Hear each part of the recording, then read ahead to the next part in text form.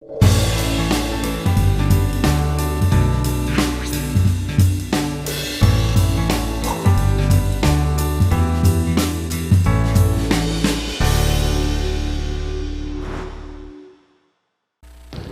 um privilégio para mim estar aqui, falar com vocês. Eu agradeço o reverendo Ageu, meu amigo, diretor do seminário, a quem cabe a responsabilidade gigantesca de cuidar de uma casa de profetas.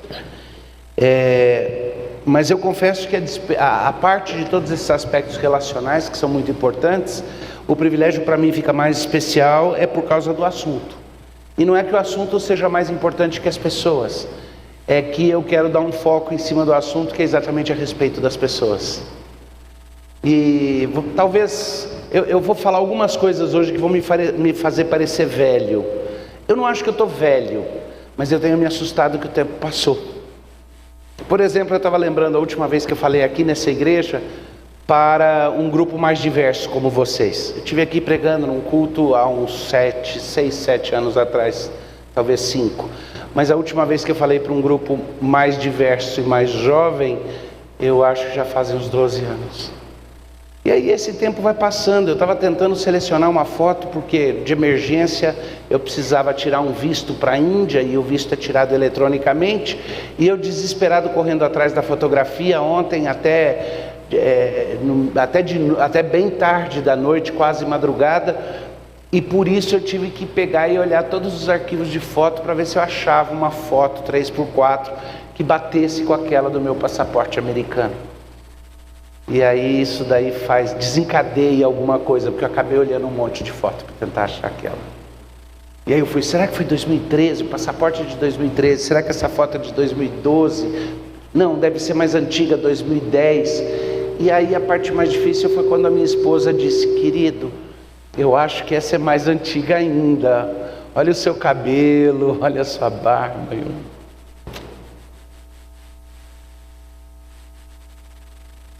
Mas essa caminhada, no nosso contexto aqui, o privilégio de servir dentro da Igreja Presbiteriana do Brasil, no contexto evangélico brasileiro, com todos os percalços, ele tem sido um privilégio grande. E Deus dá a gente a possibilidade de olhar os frutos que Ele produz, não os frutos que resultam do nosso trabalho. O nosso trabalho é o suficiente a gente saber que a gente regou algumas sementes, plantou outras e colhe as que outros colheram. Mas é interessante ver o que tem acontecido. A concepção de um encontro apologético, onde a ênfase fosse toda apologética reformada, pode parecer para vocês algo que não é extraordinário no nosso contexto hoje. Mas assim como, por exemplo, o conhecimento da fé reformada era algo raro no contexto mesmo daqueles que eram treinados ministerialmente dentro da nossa denominação há 20 anos atrás, já era complicado, há 30, muito difícil. Eu vi isso já conscientemente, já interessado em discutir teologia, há 40 anos atrás, menino ainda, discutindo com os seminaristas da igreja que meu pai pastoreava, aqueles que ele tutelava, discutindo com amigos. E eu me lembro do aperto no coração que dava quando a gente começava a conversar com alguém e descobria que a tendência geral da teologia nossa era dispensacional ao extremo. Completamente, a nossa liderança, todo mundo convencido de uma visão na qual você tinha que segmentar. Você pegava um método de estudo bíblico, que é a segmentação de diferentes momentos nos quais Deus renova o seu pacto com variações, e você transformava aquilo e assumia que aquilo era uma divisão da história da redenção. E junto com aquilo vinha um senso apologético. E eu preciso dizer para vocês, a paixão pela apologética é algo que começou menino mesmo. Deve ser coisa do meu lado americano que adora debater. Eu dou graças a Deus que com a idade a gente deixa de ser o debatedor voraz e passa a ser um debatedor suave e ter modos. Foi o que eu pedi a Deus muito tempo atrás. Porque o coração tende a ouvir mais o que é dito no cicio suave do que aos berros. Porque a gente ganha discussão quando a gente destrói o adversário. A gente ganha o coração quando a gente abre os horizontes para alguém e essa pessoa se vê estupefata com a beleza, com a maravilha, com todas as potencialidades que pensar os pensamentos de Deus após ele traz. Por que eu começo com isso? Porque o tema todo desse tempo, a apologética que é reformada, a concepção disso e todas as palestras que têm sido ditas, elas seguem numa linha que restaura a apologética e oferece um corretivo, e vocês vão se acostumar com ele, e às vezes o costume leva ao desprezo. Aquilo que nos é familiar demais, muitas vezes não é visto como de valor. Mas não percam a apreciação, porque pouco tempo atrás todo mundo achava que defender a fé era achar o melhor argumento racional para provar que Deus existia. Aliás, a história de grandes instituições como Princeton, por exemplo, para eu dar um exemplo bem concreto, a história da derrocada da teologia deles tem a ver com o método apologético. Eu vou contar essa história de forma bem breve, tá? Princeton havia se tornado em pouquíssimo tempo, escuta com atenção, reverendo Ageu, uma casa de matar presidentes do seminário. Os 3 primeiros presidentes que Princeton teve morreram dentro de um ano de quando assumiram a direção da escola. Edwards sendo o terceiro, Jonathan Edwards. O robusto Jonathan Edwards durou 1 ano na presidência. Era muito complicado, era muito difícil, tá? Ainda bem que na IPB esse lado ainda não chegou por aqui. Tem gente que gostaria, mas não chegou. A brincadeira é porque eu dirigi uma instituição teológica também por alguns anos e não morri, sobrevivi também. Quando Edwards foi ser substituído, os pastores todos estavam refletindo como é que nós vamos impactar a nossa sociedade de uma forma que mesmo aqueles que não têm o compromisso com Cristo que outros têm, possam se tornar melhores cidadãos. Como que a gente faz para impactar além do gueto? Para impactar a sociedade como um todo? E é um anseio genuíno. Mas a resposta que veio para eles é: olha, tem um grande filósofo, um pensador, lá na Escócia, que é um teólogo de primeira linha, e ele tem a capacidade de atravessar essas fronteiras e argumentar pela realidade da visão moral, da visão de vida, da visão filosófica cristã, sem necessariamente demandar que as pessoas aceitem o conteúdo completo da fé. E ele seria o homem certo. E de fato foram buscar esse homem. E num dos primeiros discursos registrados, ele reúne o corpo docente daquilo que estava aos poucos se tornando a faculdade de Princeton, não só o seminário mais, e ele diz para eles: o meu objetivo é que nós sejamos fiéis na interpretação das Escrituras, na teologia sistemática, confessionais ao extremo, mas na nossa interação com os outros campos do pensamento, nós mostremos aos outros que mesmo sem a Bíblia, o ser humano tem razão o suficiente para crer em Deus. Quase parece razoável também. O problema é que a relação da defesa da fé com as Escrituras é como aquela que Paulo estabelece como a relação do crente e da crença bíblica teológica com a ressurreição de Cristo. Se Cristo não ressuscitou dos mortos, somos os mais infelizes dos homens e é vã a nossa fé. Se Deus não se revelou de forma objetiva e proposicional, toda tentativa filosófica de derivar da revelação geral, que existe, que é real e que cumpre o seu propósito, mas de derivar dela sem os óculos da revelação especial, algum tipo de convencimento dos outros, vai falhar. E vai abrir as portas para a dissipação da fé em todas as outras áreas. Por quê? A razão é muito simples.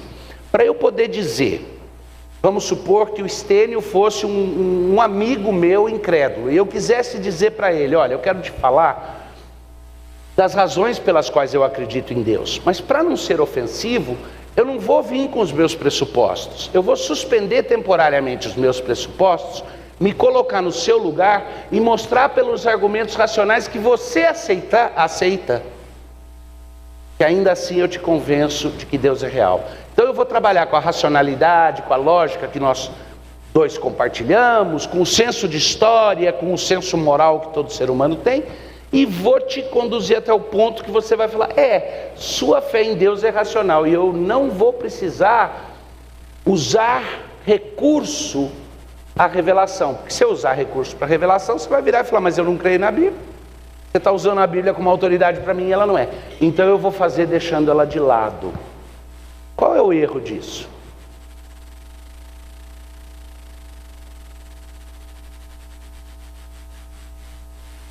Se você aceitar começar uma discussão trocando de autoridade, deixando de lado uma autoridade, é justo que em algum momento você traga ela de volta para a discussão? É honesto? E se eu caminhar com o meu amigo incrédulo, deixando de lado a autoridade da Bíblia, em que momento que eu trago ela de volta? Quando ele disser: então, de fato, desse modo Deus faz sentido? Aí você vai dizer: porque nesse momento ele se converte, ele passa a aceitar a Bíblia como autoridade. Não, porque ele não se converteu ao Deus da Bíblia, ele se converteu a uma abstração que é resultado e fruto da lógica, da racionalidade humana, do senso de história. Já não é o Deus da Bíblia. Se você não começar com Deus, você não pode honestamente esperar terminar com Deus. Se você não começar com a revelação de Deus, você não pode contrabandeá-la de volta para a discussão, porque você quebra qualquer possibilidade de diálogo honesto. Mas é mais que isso. Princeton experimentou as consequências disso, e hoje é uma instituição na qual você tem uma linda tradição, mas você passeia na escola de teologia. A capela de Princeton ainda fica no meio do campus. E aí na frente da capela está lá a lista. O imã fala na segunda-feira, e é uma celebração muçulmana. O outro líder budista fala tal dia, o outro tal, e no dia tal é o wizard maior lá, o líder dos feiticeiros, tudo na capela. E foi consagrada para a glória de Jesus Cristo, naquele lugar que foi gerido no berço do presbiterianismo que chegou a nós. Você não traz de volta depois. A alternativa que muita gente usava, e era o que acontecia no nosso contexto brasileiro, era uma apologética racionalista, mas biblicista. Então eu trabalhava com evidências e apelo racional às evidências, mas para tentar comprovar a Bíblia. Aí tinha até um livro bem usado que chamava "E a Bíblia tinha razão", e ele provava a plausibilidade dos milagres, mostrando que os milagres não desafiavam a ciência tanto assim. E se desse um jeitinho de explicar, dava para explicar os milagres. Então a Bíblia tinha razão. Ou mesmo como o Josh McDowell, que não é uma pessoa, eu tive o privilégio de conhecer e conviver um pouco, mas a apologética dele dizia o quê? O título do livro mais famoso dele resume tudo: evidência que demanda um veredito. Mas todo mundo olha para a evidência do mesmo jeito? Não olha. Nós acabamos de ouvir eu sei que você já ouviu isso muitas vezes, Tênis, mas é a minha música favorita das suas. Pode ser que venha outra, pode ser que outra um dia me encante tanto. Mas por quê? Porque quando se olha com os olhos certos, nós vemos a coisa diferente. E as evidências, nós nunca somos neutros às evidências. Nós olhamos para as evidências com um olhar de ira, com um olhar de dúvida, de desconfiança, ou com um olhar de prostração, encanto e submissão a Deus. E o crente pode olhar dos dois jeitos, porque o pecado ainda habita em nós, então a gente pode escorregar para o outro. O incrédulo só olha de um. No final, a despeito de momentos de verdade, de momentos nos quais o incrédulo parece quase perceber, ele não pode Porque se ele olhar para a tapeçaria pelos olhos do Criador, desfaz-se o auto-engano no qual ele vive, e ele vai ter que se ajoelhar e dizer: Jesus Cristo é Senhor. Isso é muito dolorido para quem vive fugindo de Deus com medo dele. É Romanos 1, e eu não vou gastar o tempo explicando, porque tenho certeza que outros colegas explicaram, mas é Romanos 1, as evidências estão todas aí. O homem falsifica a interpretação das evidências para justificar o fato de que ele sente medo e culpa, porque ele se recusou, tendo conhecimento de Deus, se recusou a reconhecê-lo como Deus e a lhe ser grato. E essa é a condição. Então as evidências nunca vão ser vistas com justiça. É como você chegar num tribunal onde você sabe que o júri inteiro está comprado e você falar: eu estou tranquilo porque eu vou descansar nas evidências. Se o meu advogado apresentar bem as evidências, não está certo, não é assim. É como a brincadeira que eu faço. Sabe por quê? O incrédulo, no uso da sua razão natural, nunca vai achar Deus? Pela mesma razão que o bandido dificilmente acha o policial. Porque ele está fugindo dele. Me alegra o coração ver que hoje dá para a gente conversar nesses termos. Eu tenho a liberdade para colocar algumas dessas coisas, sem ser interpretado como platitude, porque existe um contexto de significado para muitos de vocês, onde a gente diz: ok, isso daí parece bater com minha compreensão teológica reformada. Não era assim até pouco tempo atrás. Isso é algo que na geração de vocês nós estamos experimentando a transformação aqui.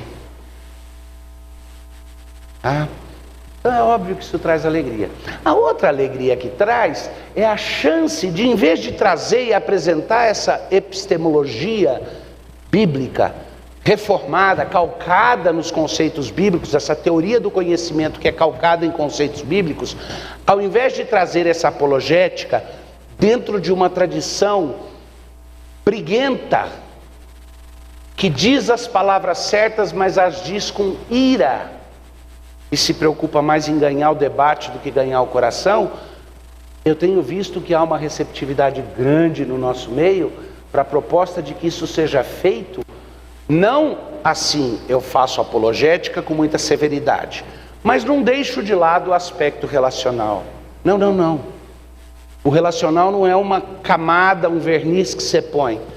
A apologética reformada é relacional desde o começo, porque ela é uma apologética calcada, junto com a teologia reformada, na ideia de que Deus é um Deus que tem um projeto específico e que nós somos objeto do projeto dele. E o projeto dele não depende de nós somos objetos do projeto, não sujeitos. Porque os três sujeitos desse projeto são Pai, Filho e Espírito Santo. Em plena comunhão, engajaram num projeto de criar um objeto para o afeto divino, para o amor divino. Alguns de vocês já me ouviram, ou ao vivo, ou em vídeo, falar que dá para a gente quase que imaginar aquele supremo concílio, aquela reunião da soberana vontade de Deus, é o que a gente chama na teologia sistemática, onde o Pai disse: farei para mim um povo, eles serão o meu povo de propriedade exclusiva, e eu escreverei a minha lei nos seus corações, e eles serão adotados para dentro do nosso círculo relacional. Deus teve um projeto maravilhoso de criar um ser fora de si, que não seria deificado, mas que seria unido inseparavelmente com Ele, para se tornar objeto do amor dele. É como se o amor do Pai, do Filho e do Espírito fosse tão rico em todas as suas relações, que Deus dissesse: vamos extravasar isso daqui, criando mais um objeto externo. E aí vocês sabem, as três pessoas da Trindade trabalharam numa sinfonia perfeita para que isso existisse, porque é como se, me perdoa aí, eu tô usando uma linguagem inadequada, porque estou falando de coisas que não se fala com linguagem humana, mas é como se antes do tempo e do espaço, Pai, Filho e Espírito Santo, naquela bendita reunião, e o Pai dissesse: farei para mim um povo, eles vão ser o meu povo, e eu vou ser o seu Deus, e eu vou gravar minha lei no coração, e eles estarão para sempre unidos conosco, comigo. Não sei qual que ele usaria, tanto faz. Mas nessa hora o filho disse: ok, eu serei então aquele por intermédio de quem eles serão criados e redimidos. E o Espírito Santo não ia ficar de fora. Ok, Então eu vou ser aquele que junge esse novo povo com o Filho e, ao fazê-lo, os traz para dentro do nosso círculo familiar. Eu vou ser aquele que os une com Cristo. Você tem aí a obra da Trindade, a obra sinfônica da Trindade, todinha baseada no quê? Ela não tem relacionamento como um dos seus componentes, ela é relacional, ela é pactual. Deus fez um pacto com Ele mesmo, e esse pacto é o fator gerador de toda a experiência humana, da existência do ser humano e de tudo que nós experimentamos. Como é que eu posso defender essa fé de qualquer forma que não seja essencialmente como relacionamento, como a proposta de Deus de um relacionamento? Agora, ao mesmo tempo, você quer coisa mais cruel do que eu argumentar em favor de relacionamento, mostrando total inaptidão relacional? Acalma, acalma, acalma! Não faz sentido. Essa incoerência básica trava os seus ouvidos para ouvir o que eu falo. Como dizia o velhinho Van Groningen, às vezes você fala tão alto que a sua voz não me deixa ouvir o que você está dizendo. Agora, vamos então dar uma olhada para a apologética e entender alguns aspectos desse sentido relacional que ela tem. Deixa eu dar um passo atrás. A gente ouviu o Tapeceiro, a última música. Na introdução desse livro, o reverendo Vadislau, que é meu pai, conta uma história. Meu orientador no doutorado em apologética foi o autor desse livro, Bill Edgar, e eu levei, papai estava me visitando, e eu levei o papai para almoçar na casa do Bill e da Barbara. Foi um almoço muito gostoso, conversamos sobre coisas bonitas da vida. Bill Edgar é um músico espetacular, um dos grandes livros que ele fez recentemente, que eu recomendo, e se alguém resolver, não, eu tenho uma editora, eu quero traduzir e publicar, faz isso. O livro chama Created and Creating, Criados e Criativos, ou Criados e Criadores. E é lindo porque ele fala desse aspecto de criatividade. Você só não vai gostar do livro, de acordo com meus filhos, porque nas primeiras páginas ele começa criticando o 7-1 do Brasil. Porque ele é vibrado em futebol também, tá? Vidrado em futebol.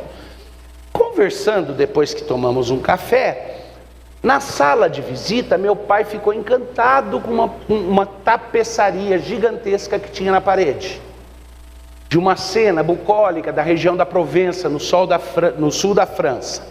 E meu pai virou para a Bárbara e falou: é lindo demais. E a Bárbara disse: pois é.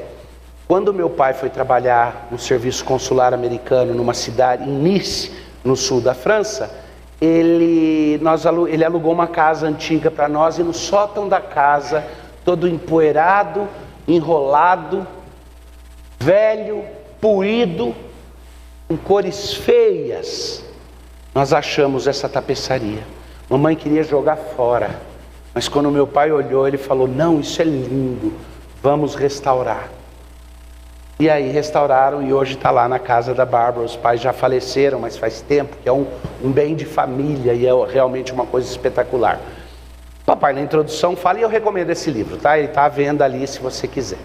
Ele fala na introdução que, na opinião dele, o que o Bill Edgar faz desse livro é pegar a apologética como se fosse uma tapeçaria que deixaram empoeirar e ficar no canto e restaurar as cores. E de fato, em 2000, quando ele escreveu isso, ele estava refletindo bem sobre algo que precisava acontecer. Parte da minha alegria é que tenha acontecido. A gente está falando de apologética com outras cores. Mas eu quero lembrar vocês, cuidado. Cuidado, porque quando a gente está indo bem, é um momento de perigo. Quando você está indo mal, até o seu erro faz menos estrago. Mas quando está indo bem, o erro pode atrapalhar muito, né? O trem descarrilha quando ele está rápido e tem um problema no trilho, não quando ele está devagarzinho. Quando ele está devagarzinho, até uma pedrinha ele passa por cima, tá?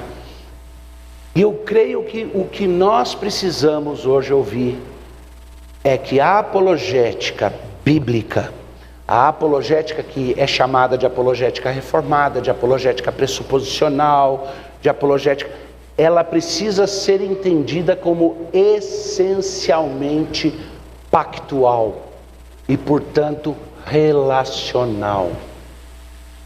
É a respeito da construção de um relacionamento. O objetivo da apologética, a Bíblia coloca em termos relacionais e pactuais. Vamos explorar um pouquinho alguns desses pontos e ver aonde a gente chega. Nós temos 2 momentos aqui, eu vou começar com algumas questões.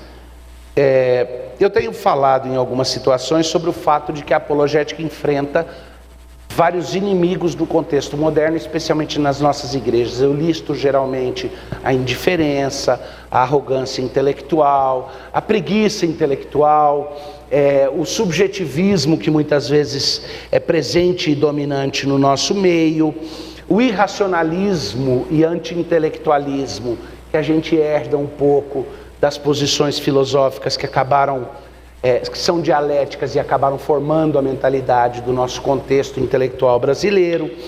A covardia, né? Eu não gosto de briga, não sou de briga, apologética é para quem gosta de briga.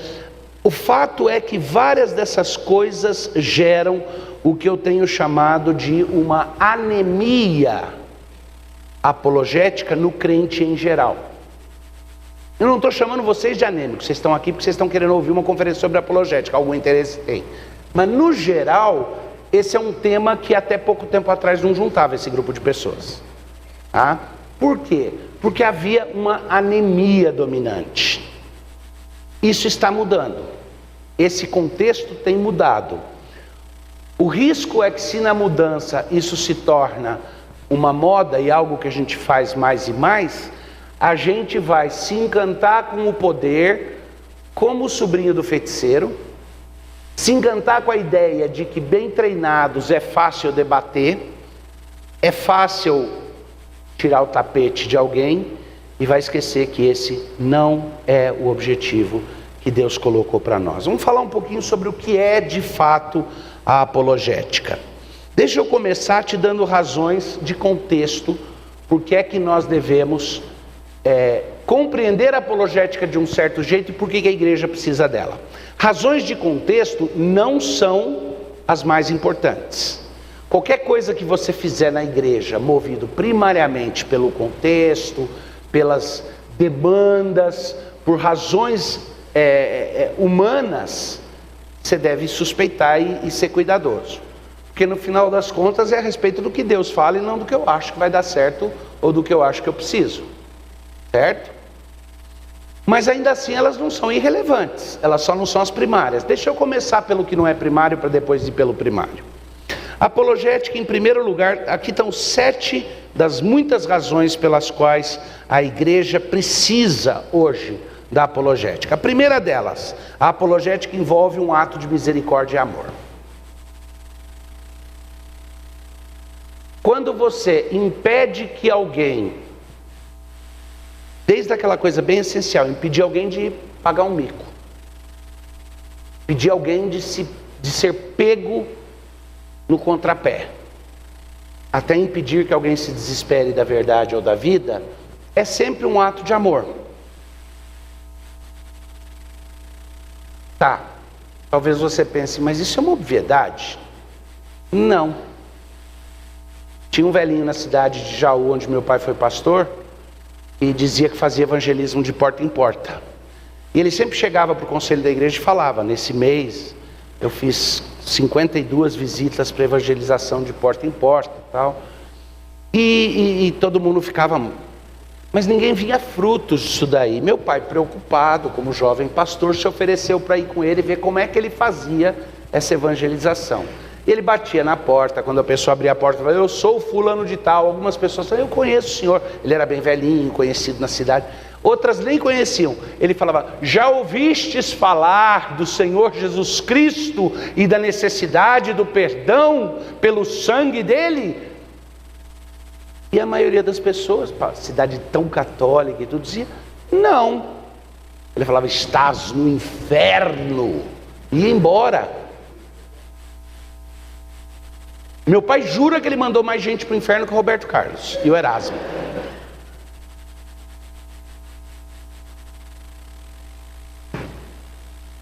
Para dizer que a defesa da fé é um ato de amor, precisa ser tanto pela motivação quanto pelo jeito que eu faço. E o objetivo não é mandar alguém para o inferno ou provar que alguém está errado. Não é ter prazer em desnudar o pensamento apóstata. Não primariamente. A segunda coisa é que a apologética ajuda o próprio crente a conhecer mais a sua própria fé. O próprio processo de se preparar para dar resposta nos ajuda a conhecer melhor a fé que temos. A apologética é necessária para a saúde da igreja, para a saúde teológica da igreja, a igreja precisa. Depois eu vou provar isso pela Bíblia. Estou começando falando em termos gerais. A terceira questão é que a apologética equipa a igreja para reconhecer os perigos da apostasia. Porque ao combater a heresia, que é aquilo que se levanta contra Deus, que vem de fora, eu também descubro quais são os perigos internos que a igreja sofre. E a gente raramente pensa que o combate à apostasia não acontece no campo da teologia sistemática. Para aqueles de vocês que são estudantes da teologia, me mostre um lugar onde a dissipação da verdadeira fé e a sua substituição por uma versão apóstata tenha começado pela teologia sistemática. Sabe onde que começa? Geralmente, 2 lugares. Ou na teologia exegética, ou na apologética. Não é à toa. Porque a teologia exegética e a apologética são antípodes complementares e não opostas. Se você imaginar que a enciclopédia teológica, o pensamento teológico, é como uma rosa dos ventos, os pontos cardeais, é um círculo com seus pontos, você vai descobrir que aqui, no ponto onde começa a enciclopédia teológica, a discussão, né, que é a enciclopédia teológica, para quem não sabe o que é, não é uma nova publicação da editora do Laureate, não é uma nova... Não, enciclopédia teológica é o termo que se usa para a relação entre as diferentes disciplinas na área do pensamento teológico. A forma como elas se relacionam não é irrelevante. Elas não estão relacionadas, primeiro, não tem hierarquia. Segundo, não estão relacionadas de uma forma aleatória. Na verdade, a melhor forma de pensar é como um grande círculo, a rosa dos ventos que eu falei, os pontos cardeais. Onde é que começa toda a reflexão teológica? Ela tem de começar aonde? Na Bíblia. Então ela começa na teologia exegética. A teologia exegética é aquela na qual você colhe as partes da revelação de Deus distribuídas em seus lugares, em seus contextos. Você descobre o significado da revelação de Deus em cada lugar, em cada contexto. Isso é teologia exegética. Ó, lição aí para os seminaristas. Maior erro e uma das coisas que torna mais inefetivo a pregação que a pessoa acha que está pregando expositivamente, mas não está, é quando ela sobe no púlpito e regurgita sua exegese. Tá? É como um artista que faz um entalhe e na hora de fazer a mostra do seu show, ele mostra o cavaco, o formão, o martelo que ele usou para fazer o entalhe, ele mostra as suas ferramentas para provar como ele é bom artesão. Mas sem a teologia exegética, eu não posso nem começar a pensar que eu vou pregar. Eu preciso descobrir o que a Bíblia diz. Então a teologia exegética é onde eu aprendo a tirar das escrituras as partes da revelação. Mas se eu só tiver as partes e não juntá-las, eu vou ter dificuldade na aplicação. Então surge aquilo que nós chamamos de teologia bíblica. A teologia bíblica, em vez de só pegar as partes da revelação individualmente como elas aparecem, ela me traz um arcabouço para entender a progressão da revelação. Então ela me ensina a pensar que Deus falou assim, assim, assim para esse propósito, criação, queda, redenção, a estrutura das escrituras. A teologia bíblica me ensina a colher os frutos dos labores da teologia exegética e agora organizá-los num sistema, não mais só soltos, mas num sistema progressivo da revelação de Deus. O que a teologia sistemática vai fazer? A teologia sistemática vai se fiar nos labores da teologia bíblica, isso numa situação ideal.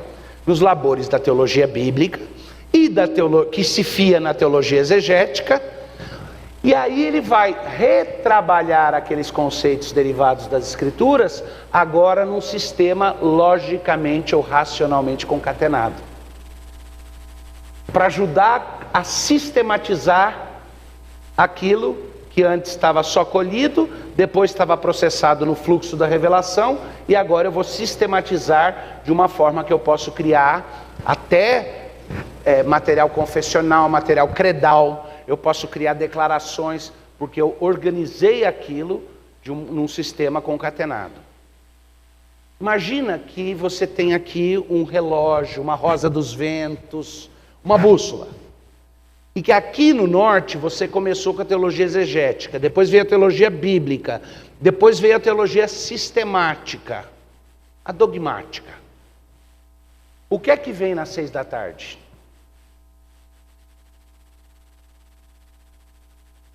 Aquela área da teologia que pega os frutos da teologia sistemática na sua concatenação racional, que pegou os frutos da teologia bíblica, que pegou os frutos da teologia exegética e aplica isso no combate à incredulidade, na vindicação da verdade do Evangelho.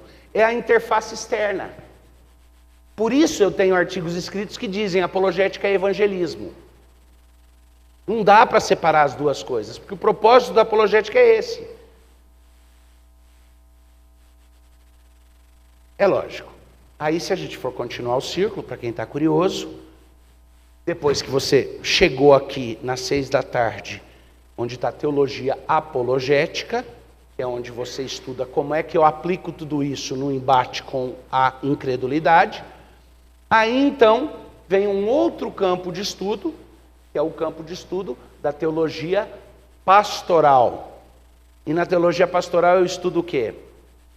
Ok? Como é que isso fortifica a vida da igreja e como é que eu preparo a igreja para fazer tudo isso à luz do círculo que chegou até aqui.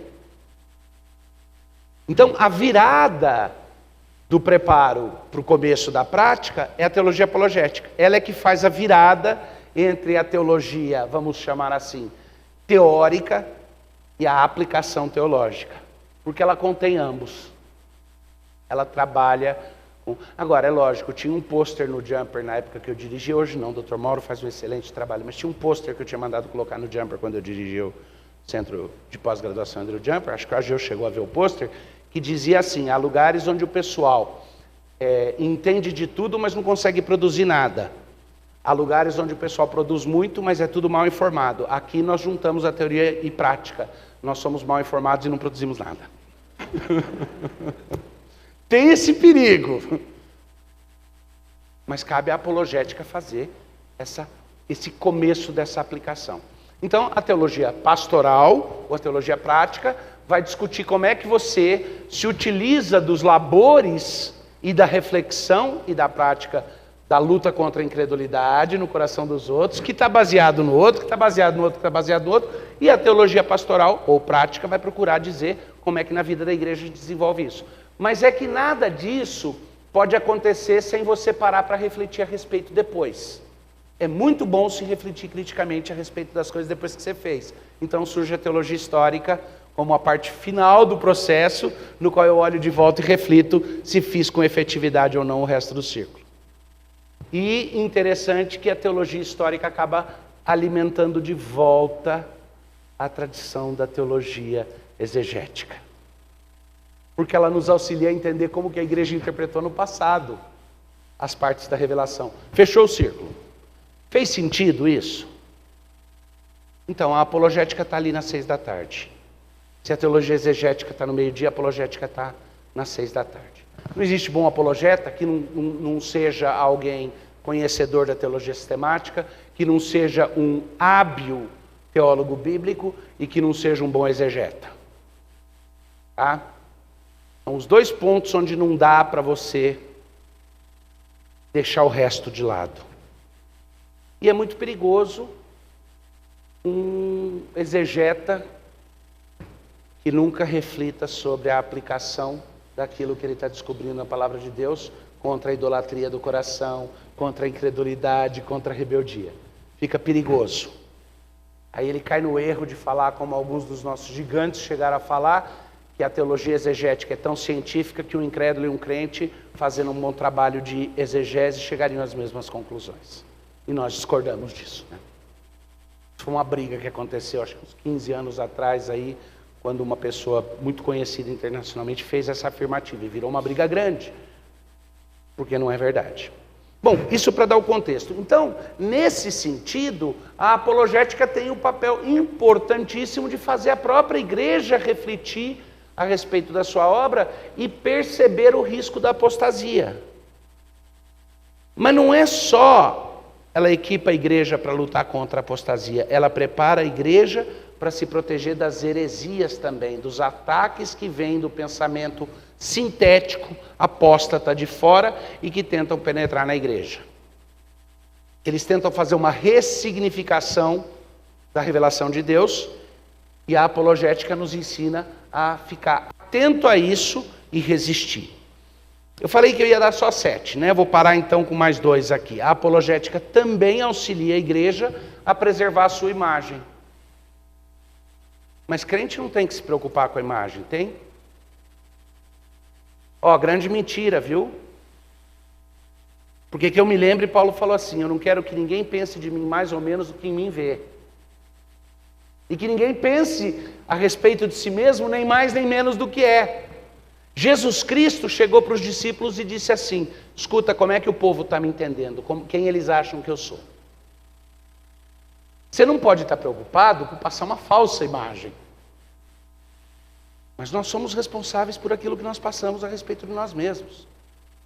E fruto bom é aquele fruto onde o interior corresponde com o exterior, certo? Vocês já viram aquelas frutas lindas que por fora parece uma maçã, você morde, machuca, queima, corta os dentes, porque é ruim por dentro? Isso não é benigno. O que é benigno, o exterior mostra o interior. A nossa preocupação com a nossa imagem deve ser essa. Eu quero ter um interior bom para que eu externalize coisas boas. Mas a imagem não é irrelevante. E a igreja que é bem preparada apologeticamente, preserva a sua imagem. Ela sabe se defender para não ser acusada. Ninguém de vós seja tratado como bandido, impuro, assassino, ladrão. Ordem bíblica. O que ele quer dizer? Ele quer dizer, não dá razão para ninguém te tratar assim e defenda-se quando te chamarem disso. As perguntas 143, 144 do Catecismo Maior, 143, 144, 145. 144 e 5 são as respostas. A 143 coloca o que é. Elas falam sobre o 9º mandamento. E elas dizem que uma das partes de cumprir o 9º mandamento é lutar na defesa de si mesmo e dos outros quando falsamente acusado. Isso é bíblico.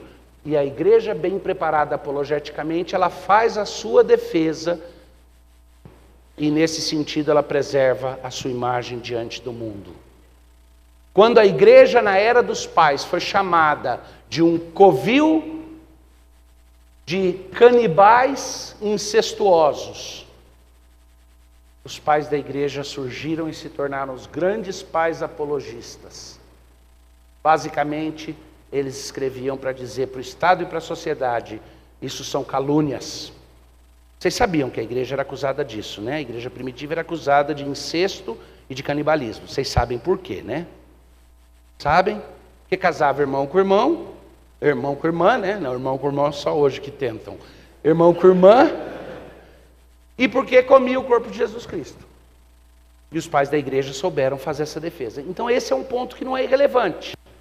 Ainda estou falando só de pontos externos. E a apologética também ajuda a igreja e a sociedade a refletir um pouquinho mais, de forma um pouco mais balizada, norteada, a respeito das questões sociais, a respeito das questões do mundo ao nosso redor, culturais, morais. A apologética tem essa função. Alguém mandou um recado sobre alguma questão aí, falando sobre contribuir para uma vaquinha para uma pessoa crente, irmã na fé, cujo casal gostaria de ter filhos e não teve possibilidade, estavam pensando numa fertilização in vitro, mas pelo custo queriam uma ajuda. E aí numa hora dessas é a apologética que vai fazer a gente falar, sim, isso é lindo que cristãos ajudem um ao outro nessas situações difíceis. Vamos escolher o método mais caro? Porque senão é abortivo. Pouquíssima gente reflete a respeito disso, né? A fertilização in vitro, para economizar dinheiro, você pega e fertiliza 15 óvulos, 20 óvulos, escolhe os mais fortes, descarta os que não estão muito bons e guarda alguns para uso futuro. E depois de um certo período de tempo descarta. O que você acabou de fazer? Então, qual é o jeito que um crente pode fazer fertilização in vitro? Fertiliza só o número de óvulos que você está disposto a tentar implantar e implanta. Se Deus resolver que algum não vai grudar na parede do útero e não vai progredir, aí é Ele. Mas não crie mais do que você está disposto a pôr lá dentro, e o que puser, deixa Deus resolver, não tire. Senão é abortivo. A apologética é o campo no qual nós vamos discutir essas questões éticas da sociedade, de bioética e tudo. Então isso é uma contribuição válida e importante para a igreja. E finalmente é a apologética que vai ajudar a igreja a se preparar. A igreja precisa se preparar. Ela precisa se preparar para lidar com um contexto que é cada vez mais hostil à fé. Ela precisa estar preparada para entender que o mundo nos odeia. Quem gosta de música e quiser pesquisar uma das músicas mais ternas que eu conheço, produzida por cristãos, é uma música que chama Canção para Josiah, A Song for Josiah, ou Josiah's Song. É no inglês, se você conhece. Se não, você procura a tradução que você vai encontrar. Mas é uma música que o Keith Green escreveu muitos anos atrás para o filhinho dele, quando o filho ainda era pequeno. E ele começa dizendo assim: meu filho, você nasceu num mundo que te odeia. E me corta o coração ver você e pensar em todas as esperanças que eu tenho para você e saber que esse mundo vai te ferir. Como esse mundo feriu o meu mestre, o teu mestre. E eu peço a Deus que eu nunca te abandone. Mas eu gostaria de te ensinar a respeito de um pai que abandonou seu filho. E deixou que seu filho fosse ferido de morte, para que você nunca precisasse ser abandonado por mim. Nossa, ele começa a desenvolver ali na música o que ele está pedindo para o filho, que não tem uma vez que eu coloque essa música para ouvir junto com meus filhos e não me traga lágrimas aos olhos e à vontade. A única coisa é que no caso ele canta you só no singular. O meu you é no plural porque eu tenho dois. Mas eu abraço aquilo todinho, porque ele está preparando o filho dele para entender uma realidade que a gente não gosta de lembrar. Vocês estão num mundo hostil, e o desafio é que Deus não quer que vocês sejam briguentos, que ofendem esse mundo e cospem na cara do mundo. Mas Ele não quer que vocês sejam amigos desse mundo. Ele quer que vocês sejam pessoas cheias de graça, que mostram que é possível haver réstias de luz num mundo que está entregue às trevas. E não vai melhorar. Os pós-milenistas que me perdoem, podemos conversar depois, mas não tem razão bíblica para acreditar que pelo nosso esforço vai melhorar. No dia do Senhor nós vamos ver tudo mudar. Aí até a musiquinha do Geraldo Vandré, a despeito de toda a sua ideologia distorcida, vai fazer sentido. No dia que já vem vindo, esse mundo vai virar. Vai virar. Quando a glória do Senhor, quando o conhecimento da glória do Senhor se espalhar pela terra como as águas cobrem o mar, todo monte, tudo aquilo que é altivo vai ser aplanado e os vales vão ser levantados. Mas é obra de Jesus Cristo. Mas Ele nos coloca aqui como um exército de ocupação antecipada. Então estamos em ambiente hostil, somos peregrinos nesse ambiente. E a apologética é aquele treinamento militar que a gente precisa, para a gente não precisar sentir que tem que ficar se escondendo no gueto o tempo inteiro. Para a gente saber que a gente pode ir lá fora e dar um testemunho que não é um testemunho de agressão ou de desprezo pelos outros, mas o único testemunho adequado para um cristão, que é aquele de pessoas que estão por aí procurando sua família perdida. que eu quero dizer com isso? Estão por aí procurando a sua família perdida. É o seguinte, evangelização dentro de uma visão reformada é mais ou menos assim. Nosso pai nos reúne e fala assim: filhos, diferente da lógica dos homens, a minha herança cresce quanto mais gente tiver na família. Quanto mais gente tiver, mais cada um ganha do bolo. E é o seguinte, eu tenho um monte de filhos e filhas que ainda estão espalhados por aí, comendo da lata do lixo, vivendo como porcos e não sabem que são da família. E você já teve o privilégio de vir para casa, comer dos manjares. Então, toma aqui esse teste de DNA e sai por aí procurando teus irmãos e irmãs perdidas. E quando você identificá-los, convida para voltarem para o lar que eles nunca conheceram. Porque, por incrível que pareça, eles têm saudades de um tempo que ainda não passaram, de um tempo que ainda não viveram. Desculpa, plágio do Lenine. Agora, o que é esse teste de DNA? Esse kit de teste de DNA? Fácil, bobo. É a pregação do Evangelho. Você prega o Evangelho. Se a pessoa tem o DNA lá do Pai, se a pessoa é um eleito, como que ela responde quando ela ouve a voz do seu Salvador? Uau! Eu não sabia, mas era isso que eu procurei a minha vida inteira. Ela se curva diante de Deus. Se ela diz, mesmo que ela diga bonito, faz todo sentido, mas não quer dizer nada para mim, então o teste deu negativo. Isso é evangelização para um reformado. A gente não está saindo por aí para convencer os outros, a gente está saindo por aí com a mensagem do Evangelho para tentar identificar aqueles irmãos e irmãs.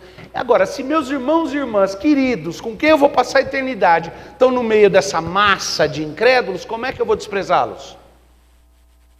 Por via das dúvidas, eu vou fazer o quê? Se alguém chegar para o reverendo Ageu e disser, o único jeito como diretor, o senhor impor a todo mundo o fato de que eles devem submissão, é jogar pó de mico em cima da turma inteirinha, está aqui um spray de pó de mico, e ele souber que a família dele está sentada no meio da plateia, ele vai falar não. Aliás, ele não vai amolecer só por causa da família. Ele vai conseguir projetar e falar, poxa, se a minha família está aí, eu não faria, por que eu vou fazer com a família dos outros também? Então eu trato esse mundo com o amor com que Cristo amou por causa dos eleitos. Deus amou esse mundo por causa dos eleitos. Isso significa que eu vou tratar todo ser humano com a dignidade de alguém que não só é imagem e semelhança do Criador, mas mesmo decaído, em potencial pode ser um redimido. Então, acabou, não tem mais espaço para desamor. Mas isso não quer dizer que eu tenho que virar tonto e sair dando as mãos para todo mundo e cantando com baiá, pensando que esse mundo gosta de nós. Ou pensando que a boa apologética vai fazer esse mundo gostar de nós. Não vai. Eles mataram o melhor de nós. Nós matamos o melhor de nós. Esse mundo nos odeia. Odiou o nosso mestre. E a igreja precisa ser fortalecida para se preparar para isso, para se preparar para confrontar esse mundo com amor. Não é confrontar amorosamente o mundo, é confrontar o mundo com o amor. São duas coisas distintas. Faz sentido para vocês?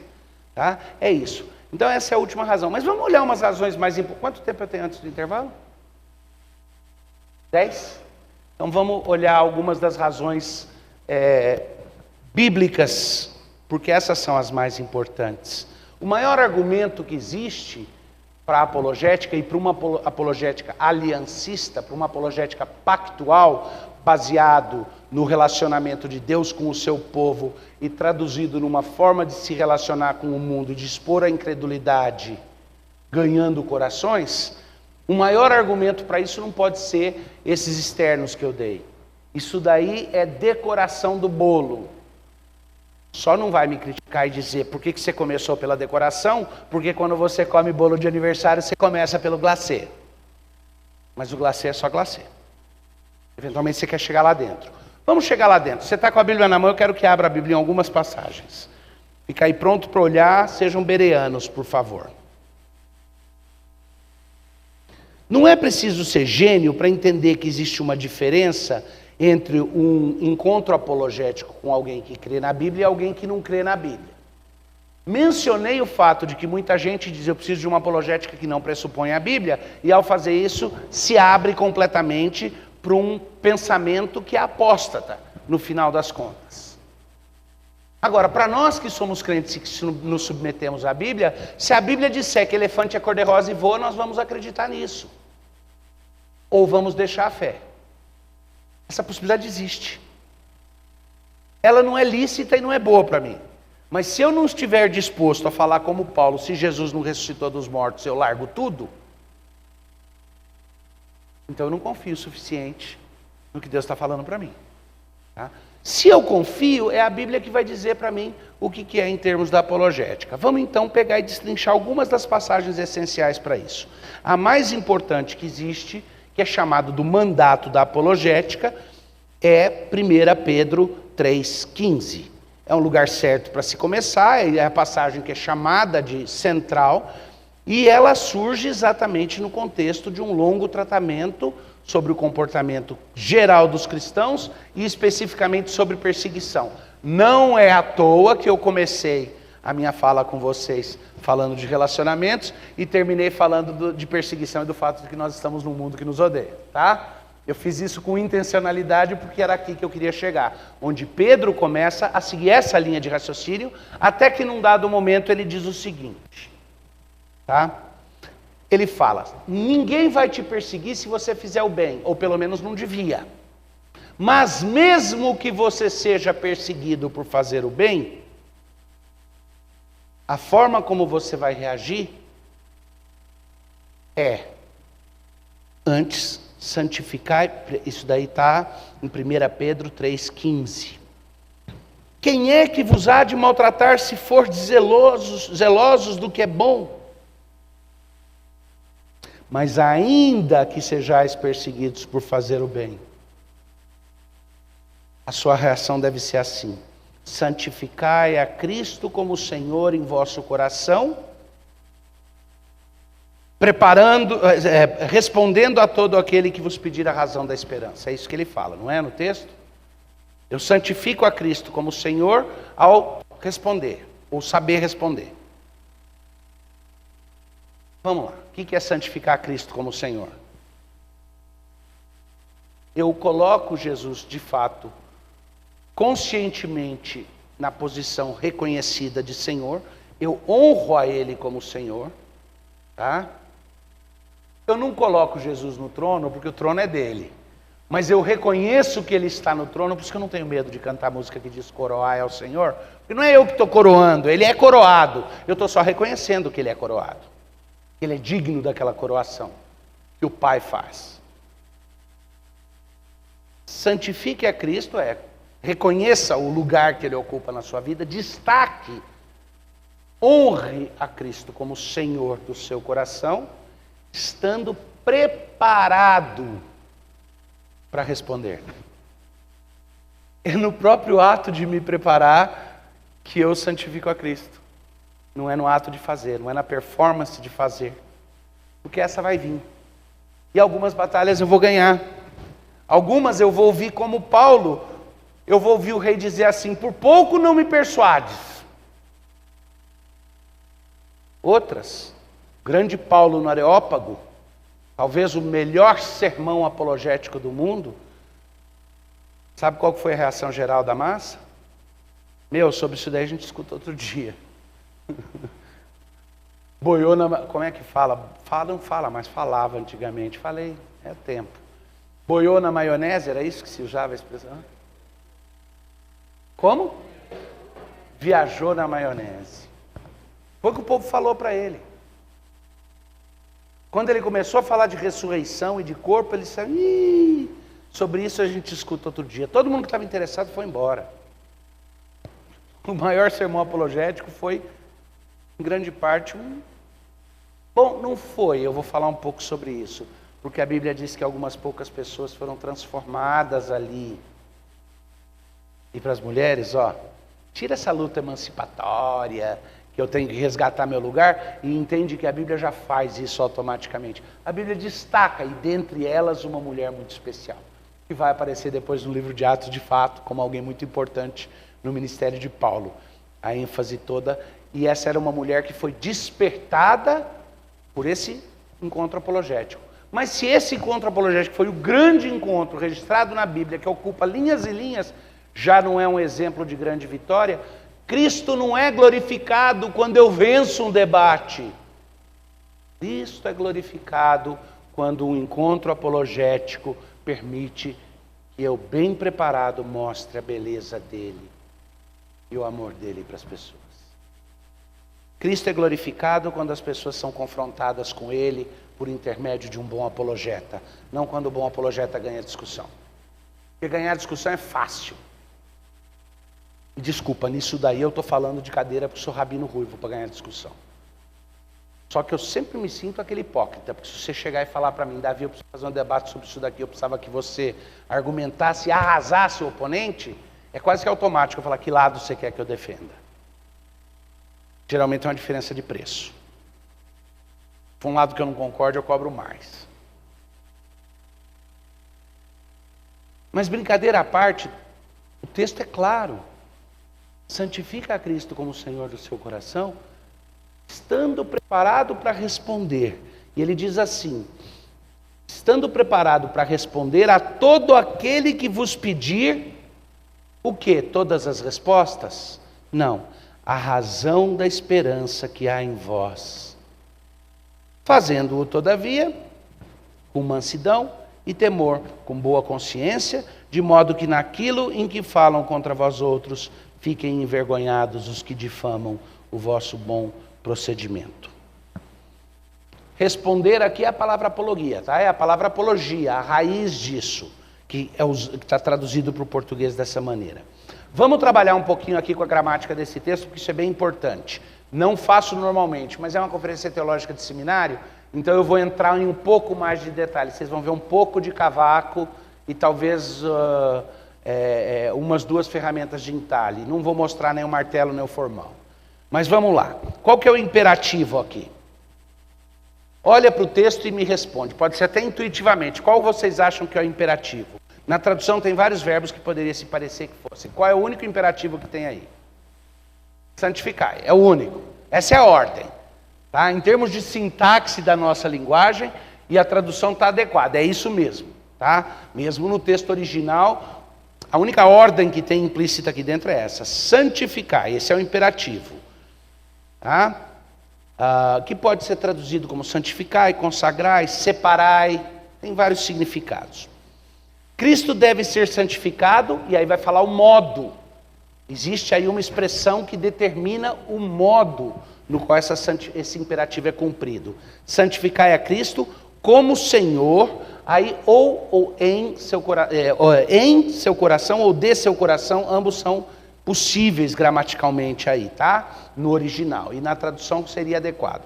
Então, santificai a Cristo como Senhor do vosso coração. O substantivo que é traduzido por coração aqui é um dativo. Seminaristas aí, as esposas de seminaristas, inspirem-se nas mulheres de Atenas e aprendam grego também.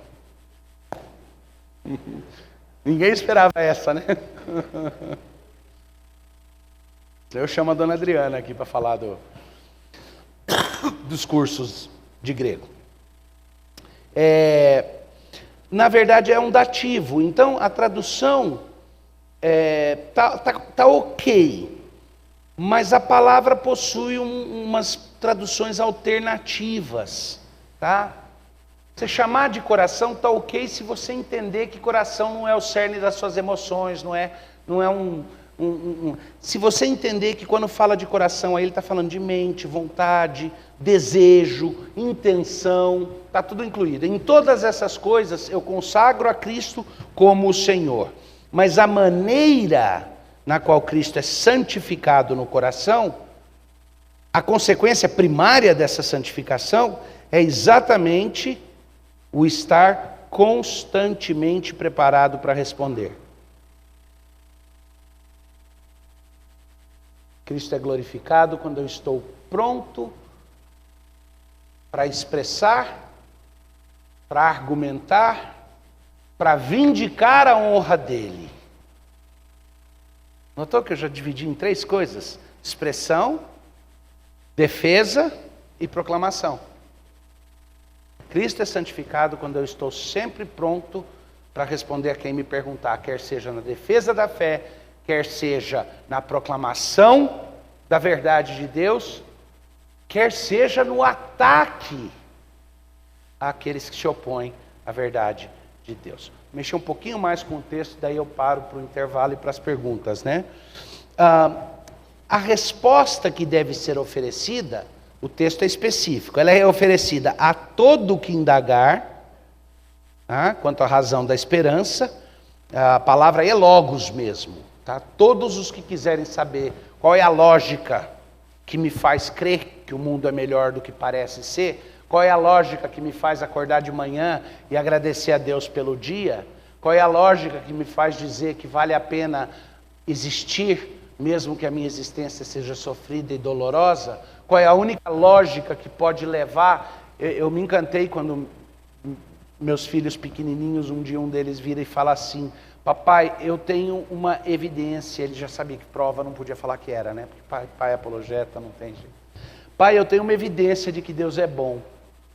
Eu falei: qual que é, filho? Ele falou: porque eu existo e eu gosto de existir. E eu fiquei enternecido.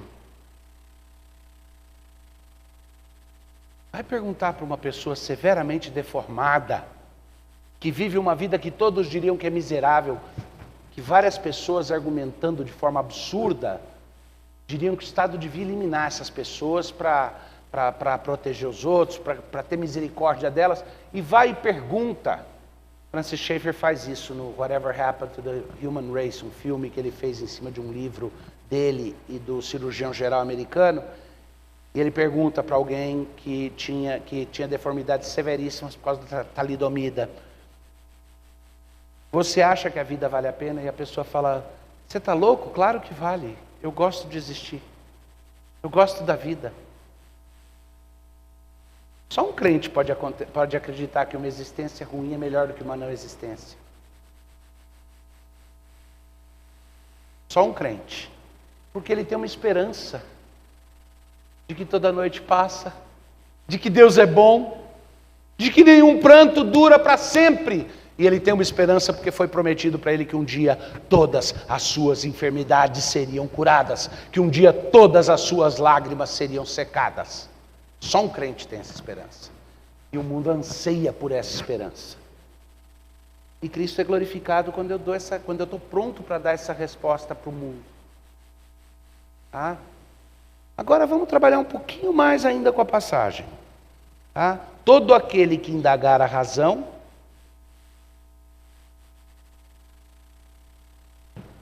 só que aí o apóstolo vai falar os parâmetros no qual isso deve ser feito. Eu imagino que deva ter alguns juristas aqui. Não se prepara para o fechamento que eu vou fazer dessa parte. Ele diz assim: eu devo responder de um certo modo. Eu tenho que estar preparado para responder, mas a resposta minha tem 3 diretrizes de comportamento. Quais são? Mansidão. Mas mansidão é um daqueles termos que nós sacramentalizamos e aí a gente dá uma interpretação religiosa para ela. Qual é a tradução dinâmica para mansidão? Se você pegar os dicionários gregos e olhar, essa palavra está lá como um dos possíveis significados. E eu creio que é a que hoje pega a gente mais no nervo do dente. Gentileza. Gentileza. Mas a gente fala que o fruto do Espírito inclui a mansidão e a gente não fala gentileza. É gentileza. Agora, não é gentileza no sentido de boca mole, de atitude fleumática que aceita tudo. É gentileza no sentido de que existe uma bondade a ser mostrada. E não os dentes. Tá? Então, eu devo fazer com mansidão, que mais? Ou com gentileza, que mais? Porque a minha gentileza pode muito facilmente se transformar numa condescendência pecaminosa. Então tem mais uma palavrinha, é com gentileza, mas com temor. Temor de Deus. Temor porque eu sei o que está em jogo. Temor, porque eu sei o peso que a verdade tem. Não confundam gentileza